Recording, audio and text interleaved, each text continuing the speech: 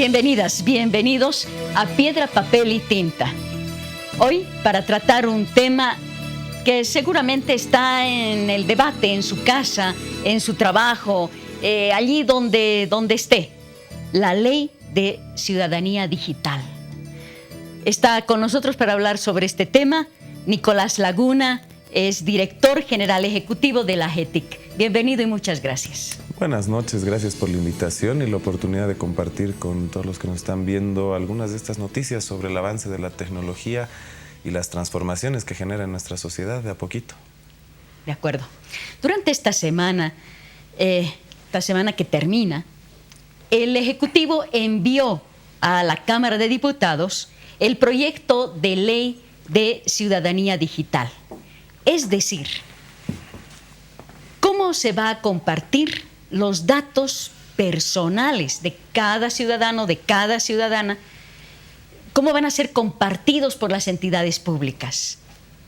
Los datos, estos datos que van a ser compartidos, van a ser administrados por la Agencia de Gobierno Electrónico y Tecnologías de Información y Comunicación, AGETIC, dependiente del Ministerio de la Presidencia.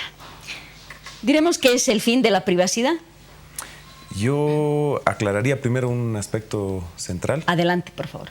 Una es la ley de modificación de la ley del órgano electoral, que es un artículo, un pequeño artículo, donde se establece dos cosas. Uno, que el CEGIP y el CERESI se interconectarán para que el CERESI le dé los datos de los certificados de nacimiento al CEGIP y el CEGIP pueda con esa información emitir las cédulas de identidad. En ese mismo proyecto de ley, que tiene un artículo nada más, se establece también que la AGETIC podrá dar acceso a los datos del CERESI a distintas entidades públicas en el marco de la realización de trámites para los ciudadanos a partir de la activación del trámite de este ciudadano. Otra es la Ley de Ciudadanía Digital. Sí. Es un proyecto de ley. Este primer proyecto ya está en la Cámara de Senadores. Este otro proyecto de ley de ciudadanía digital recién va a entrar a debate con la Cámara de Diputados, a una comisión, y es otro tema. Ahí estamos hablando de cómo los bolivianos y las bolivianas ejercemos nuestros derechos, los que ya tenemos consagrados en la Constitución, en las leyes, cómo podemos ejercer esos derechos en el mundo digital. Pasa desde realización hacer de nuestros trámites, acceso a información pública, participación y control social y distintos mecanismos que vamos a ir avanzando de a poco. ¿Por qué? Porque nosotros hicimos una encuesta el año 2016, en diciembre, digamos principios del 2017, teníamos los primeros resultados, donde veíamos que la gente cada día le dedica más tiempo de su vida a la Internet. Y en la Internet hace relaciones de amistad, hace relaciones de trabajo, ahora existe el teletrabajo, la gente está haciendo banca, está transando productos, está haciendo una serie de cosas en el mundo digital que antes solo se hacían en el mundo físico, presencial. Entonces tenemos también que tener nuestros mismos derechos consagrados en nuestra Constitución, en nuestras leyes, en el mundo digital. Es más difícil llevarlos al mundo digital, pero es el primer paso para ir avanzando hacia el futuro, que es precisamente esta idea de ser ciudadano digital, ser ciudadano del mundo digital. Ahora, ¿esta ciudadanía digital implica el fin de la privacidad? Para nada. Uno de los derechos que tenemos consagrados en la Constitución es el derecho a la privacidad. De lo que se trata ciudadanía digital es cómo hacemos que el ciudadano ejerza ese su derecho a la privacidad en el mundo digital, porque muchas veces el mundo digital rompe estos principios de privacidad. Un ejemplo, y lo complejo que es este tema. Hace poco todos hemos escuchado el escándalo de Facebook con Cambridge Analytics. Sí, exacto. 80 millones de personas han perdido la privacidad de sus datos y Facebook no tiene los datos de tu certificado de nacimiento y tu carnet, no. Facebook sabe a qué hora te has despertado, a qué hora te has dormido, dónde has almorzado, con quién has almorzado, dónde has dormido, con quién has dormido, a qué hora te has levantado, qué cosa te gusta comer, qué cosa te gusta hacer en el día, cuáles son tus hobbies, cuáles son tus intereses, tus preocupaciones. Sin habértelo preguntado nunca. Sin habértelo preguntado nunca porque rastrea tu GPS de tu celular, entonces sabe exactamente dónde estás cada minuto, rastrea todos los datos que tú consultas dentro de Facebook, revisa todas las páginas, quiénes son tus amigos, quiénes son tus parientes, es decir, sabe todo. ¿Qué hizo Cambridge Analytics? Es hacer el perfil de 37 perfiles psicológicos de los ciudadanos estadounidenses para direccionar mensajes de la campaña de Donald Trump a esas personas orientados según su perfil psicológico. El Estado, digamos, con la información que adquiere del certificado de nacimiento, del carnet, etcétera, jamás podría armar un perfil psicológico. Ellos armaron 37 perfiles psicológicos para orientar la publicidad. Ahora el Estado tiene que cuestionarse, y la sociedad, ¿cómo nos hacemos respetar por Facebook? Brasil tuvo grandes problemas con Google, tratando de que instale sus bases de datos en el Brasil. Europa tiene una pelea muy dura con Facebook para que se respeten los datos personales de los ciudadanos europeos. Sin embargo, te estás enfrentando a dos monstruos que valen entre 300.000 y 600.000 millones de dólares. O sea, son unos monstruos enormes. Y es compleja la batalla, es muy difícil. El mundo, si no logra articular bloques regionales que logren pararse frente a estas grandes corporaciones internacionales, no va a lograr el respeto. Pero de eso se trata Ciudadanía Digital, de empezar a pensar cómo hacemos respetar el derecho a la privacidad de nuestros ciudadanos en el mundo digital. Ponerle reglas. Poner reglas, pero además técnicamente, ¿no? Conseguir que técnicamente el respeto esté garantizado a estos derechos. Lo que no significa que no haya transparencia y que no significa que no empecemos también a cambiar la forma de nuestra vida pública. ¿Quiénes son los dueños de los datos de una persona? En el mundo digital. Ayer hacíamos una explicación muy bonita.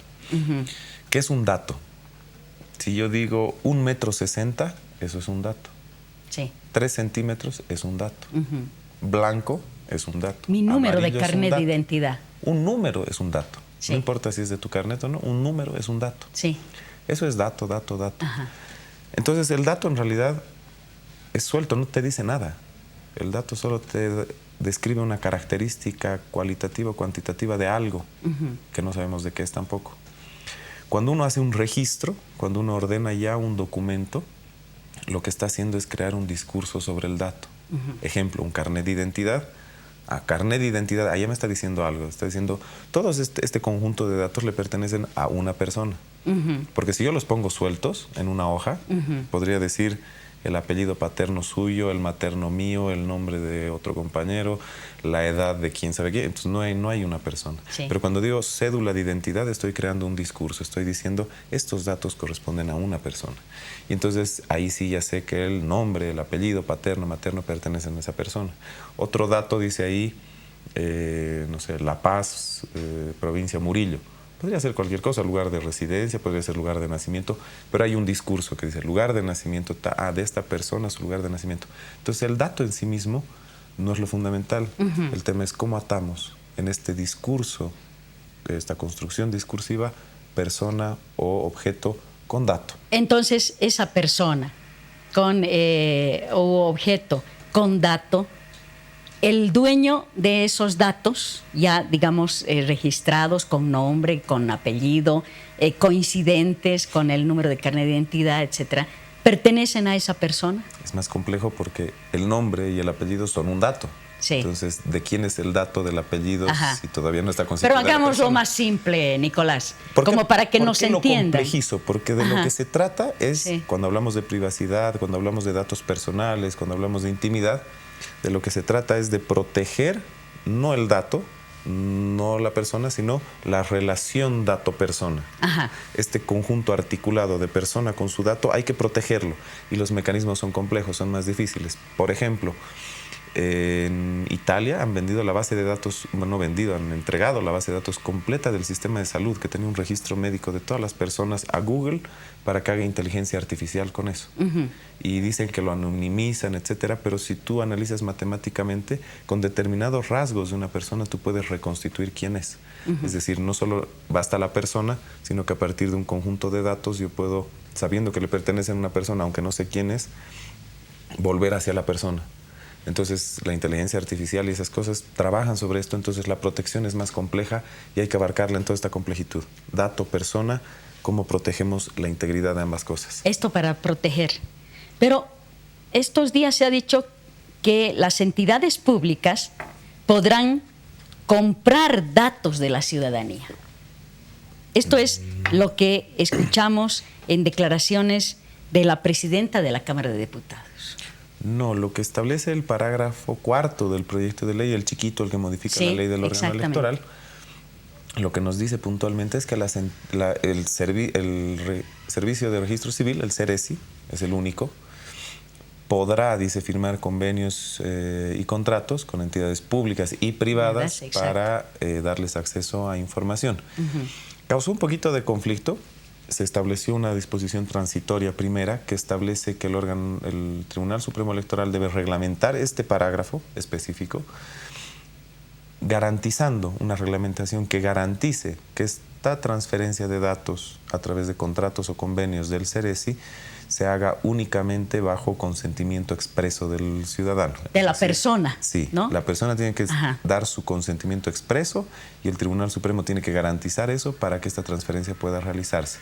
Yo creo que el artículo en sí mismo es un poco amplio, pero creo que el sentido, y lo que hemos podido conversar con el órgano electoral, es que el sentido, el espíritu de este artículo era que ellos puedan trabajar, por ejemplo, con la banca, que siempre requiere datos de las personas para abrir nuestra cuenta bancaria. Digamos, no estaba así pensado en vamos a venderle los datos de las personas a todo el mundo, sino que ellos querían trabajar con ciertas entidades que tienen competencia y tuición para hacer este tipo de trabajo, pero que pueden ser privadas. En el caso de la AGETIC, que es el artículo 5, el parágrafo 5 de este artículo, nosotros no trabajamos con entidades privadas, con ninguna. Es solo para entidades del sector público y solo bajo el interés y la motivación del trámite de un ciudadano. Muchísima gente no tiene acceso al Internet en nuestro país. Este va a ser un limitante para ejercer la ciudadanía digital. Hace un poquito más de 10 años, en Bolivia tenía acceso al Internet menos del 10% de la población.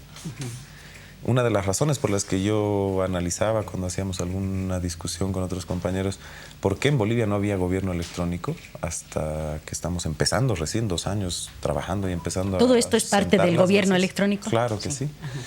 ¿Por qué no había? Y uno de los motivos era ese. ¿Cómo hago gobierno electrónico para el 10% de la gente? O sea, si nadie accede a Internet, ¿para qué sistema o qué digitalización puedo hacer? ¿Para qué sirve, no? En estos 10, 12, 14 años, el uso de Internet, mira, nuestra encuesta nos dice que el 67% de las personas son internautas. Es decir, que han navegado Internet por lo menos el último mes. Entonces, eso nos habla de una drástica transformación. El Ministerio de Obras Públicas, a través del Viceministerio de Telecomunicaciones, tiene planes para que en los siguientes años podamos cubrir todas las poblaciones con más de 50, de 100 habitantes, con algún tipo de conectividad a Internet, sea por banda ancha, sea por fibra óptica o sea a través de telefonía celular, pero ampliar la cobertura aún más. Estamos en ese proceso de ampliar la cobertura. Se plantea también el Internet como un derecho de los ciudadanos, ¿no? La ley 164 ya establece que es un derecho, entonces estamos construyendo una infraestructura más sólida que le va a permitir, ojalá al 100% de los ciudadanos, acceder a Internet. La ciudadanía digital obviamente requiere que tengas alguna forma, algún mecanismo de conexión a Internet. Puede ser el café Internet, puede ser un telecentro, puede ser el celular de tu primo, pero necesita que accedas a Internet de alguna manera. Y lo otro es que, digamos, esto plantea la atención al ciudadano desde el Estado, la relación entre el Estado y ciudadano en el medio digital. Esto no significa que va a desaparecer el medio físico, nunca. Va a haber gente que no quiere, que no le gusta, que le molesta, que no se acostumbra, que prefiere hacerlo cara a cara, vis a vis. Y tiene que existir la oficina pública, tiene que existir la ventanilla, solo que sí. La mayoría de nosotros nos vamos al Internet, nos vamos a hacer por medios digitales todas nuestras relaciones con el Estado. Vamos a tener oficinas más vacías, donde la gente que está atendiendo a quien no tiene acceso al Internet lo va a atender de forma más amable, más cordial, con más paciencia, con más calma, porque no hay una cola de 3 cuadras allá afuera, sino que hay 5 o 10 personas atendiendo su trámite. Entonces, yo creo que la ciudadanía digital evidentemente necesita conectividad, estamos avanzando en eso como Estado, pero también tiene que existir la atención personal. Bueno, el artículo 5 que ya citaste establece que los ciudadanos, las ciudadanas, tengan que obtener sus credenciales de ciudadanía digital. ¿Esto significará tener una nueva cédula de identidad? No, para nada. Es un usuario y contraseña, digamos, de alguna manera. Puede que esto cambie en el tiempo, por eso lo llamamos credenciales, ¿no? Depende de la tecnología, va avanzando muy rápidamente, ¿no? Hoy, por ejemplo, los celulares se desbloquean mirándolos o poniendo la huella. Va cambiando la tecnología de autenticación, es lo que se llama autenticación. Entonces el carnet sigue siendo el carnet, la identidad la sigue otorgando el CEGIP, que es la entidad responsable de otorgarnos la identidad a los bolivianos y bolivianas. Esto nada más dice que hay que hacer un pequeño registro para obtener nuestro acceso, este mecanismo de acceso a la relación con el Estado. Esta credencial no suple al carnet de identidad. Credenciales no quiere decir credencial física, sino credenciales de acceso. Es un término un poquito más técnico, pero lo que significa es que te darán un password, un usuario, una contraseña, una cuenta en un sistema, una clave, distintos mecanismos que se pueden emplear, pero no son credenciales físicas, sino es una credencial en el sentido de que me acredita a mí para acceder a un determinado sistema. Como ya maneja, por ejemplo, impuestos internos. Impuestos internos, nosotros trabajamos con ellos con el tema de la tarjeta MASI, porque ellos, para los empresarios, nos han servido como puerta de acceso a varios sistemas. Tenemos por lo menos 6, 7 sistemas con diferentes entidades públicas que, en lugar de pedir un nuevo registro a las personas que vayan a su oficina, como el Servicio de Impuestos Nacionales ya tiene el padrón biométrico de contribuyentes, digamos, que entren por el mismo padrón biométrico, y le hemos ahorrado a los empresarios y a las empresarias el estar yendo a hacer un nuevo registro. Simplemente ponen los datos de su tarjeta MASI. Impuestos Nacionales es el que hace la certificación de la autenticación. Cuando nos dice sí, correcto, es un empresario, le habilitamos el resto del sistema. La banca ya tiene nuestros datos. Sí. ¿No? Y se maneja de esta manera. La banca normalmente tiene acceso a datos del CEGIP. Lo hacen a través de un convenio con ASFI, que es la reguladora de todo el sistema financiero, y con CEGIP. Y es positivo porque uno no, imagínense, las cuentas bancarias estarían a nombre de cualquiera. Eso les permite certificar que sí, oye, esta persona sí, entonces que abra su cuenta bancaria. Entonces yo creo que es más bien muy positivo este tipo de convenios, permite que la información fluya y que no nos estén pidiendo la fotocopia legalizada, la certificación, ¿no? Los bancos, por ejemplo, ¿qué deberían acceder? Por ejemplo, los registros de no propiedad de derechos reales, nos mandan hasta derechos reales a hacer una cola, esperar 2 días, creo una semana, que te entreguen un certificado de no propiedad para poder sacar un préstamo. Sí. Si el banco podría acceder a esa información, decir, ¿está usted de acuerdo? Sí, fírmemelo acá, correcto, y acceder a la información y ya corre el trámite, ¿no? Pero nos mandan de un lado a otro. Creo que eso es lo que le molesta a la gente, ¿no? Que te estén mandando de un lado a otro, colas por aquí, colas por allá, para cosas tan simples que podría hacerse por medios electrónicos, ¿no? Entonces yo creo que los bancos también son fundamentales, el sistema financiero es fundamental. El sector de las telecomunicaciones también en el mundo se ha vuelto vital en este tema. Si ustedes se dan cuenta, en Facebook, en WhatsApp, ¿cuál es tu clave, tu código, tu dirección? Tu número de teléfono.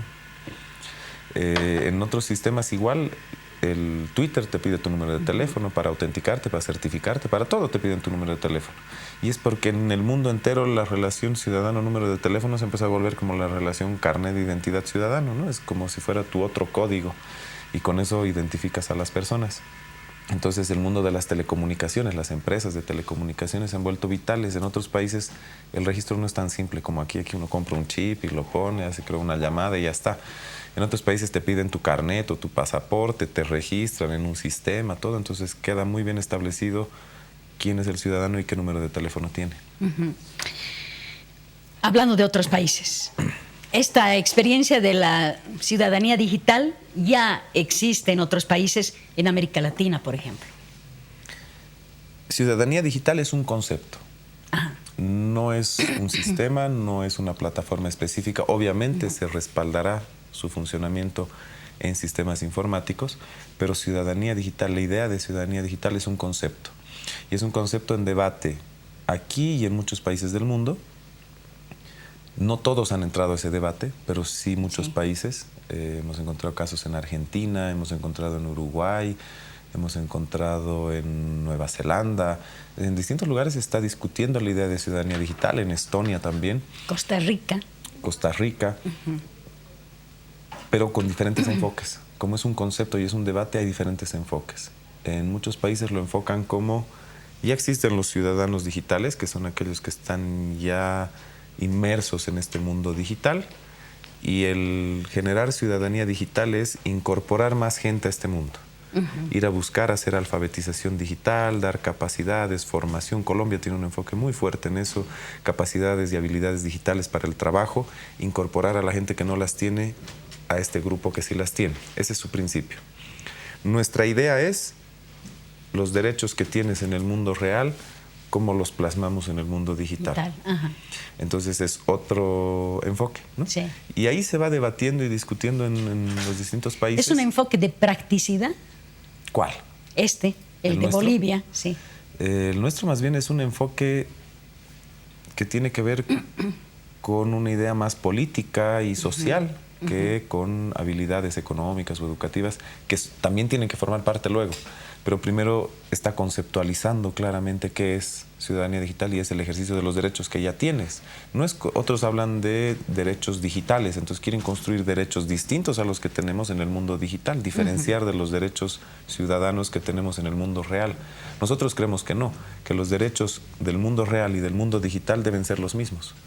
Entonces es cómo llevamos estos derechos al mundo digital. Entonces es un debate amplio, complejo, pero que yo creo que es el futuro. La ciudadanía digital, yo creo que en unos años más va a empezar a aparecer en las constituciones políticas de los estados. El presidente también ha planteado la ciudadanía universal. No podría ser otra forma que digital, ¿no? Tiene que ser la ciudadanía universal, tiene que ser digital.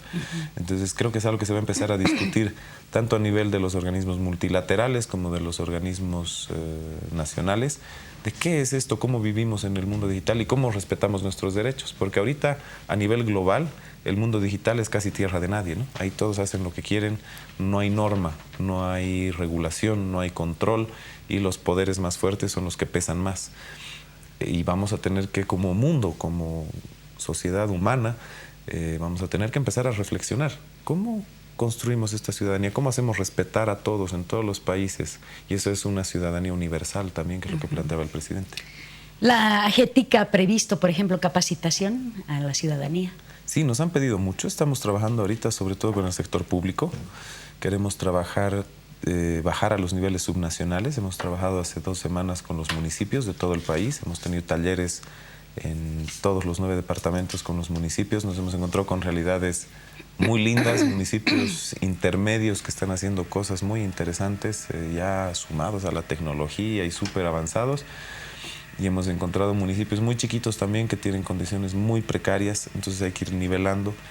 Y nuestro siguiente paso, después de ya consolidar un proyecto de trabajo con las entidades subnacionales, es empezar a trabajar con la gente en procesos de alfabetización digital, en procesos de, queríamos por ejemplo enseñarles a usar Wikipedia. Nosotros decíamos, hay gente que ya está jubilada, que no trabaja, pero que tiene un conocimiento, una experiencia que ha acumulado durante 30, 40, 50 años de actividad profesional y que la plasma, no sabe dónde plasmar esa experiencia, ese conocimiento. Y decíamos, Wikipedia es un lugar fabuloso. Si les enseñamos a personas que tienen tiempo, que están más bien tal vez buscando una actividad, a editar en Wikipedia, podría Bolivia empezar a aumentar el número de artículos que tiene en esta plataforma fabulosa, esta enciclopedia gigantesca. Podríamos empezar a aumentar el número de artículos, empezar a contar nuestra historia, nuestra vida al mundo, y ese es un trabajo como de alfabetización digital, y hay que hacer alfabetización digital también para las personas que están en los orfanatos, para las personas que están en condiciones de discapacidad. Entonces queremos ir trabajando con distintos grupos sociales en esta idea también de incorporarlos al mundo digital, pero la ciudadanía digital la entendemos de otra forma, la entendemos como el ejercicio de nuestros derechos en el mundo digital. Muchísimas gracias, muy amable. Gracias a ti. Bueno, ahí está. Vamos a tener sin vuelta que dar, entrar en el mundo digital para ejercer nuestros derechos de ciudadanos y ciudadanas. No se vaya, porque dentro de un momentito estará Claudia Benavente en una mesa de análisis sobre el incremento salarial en nuestro país. Aguardemos.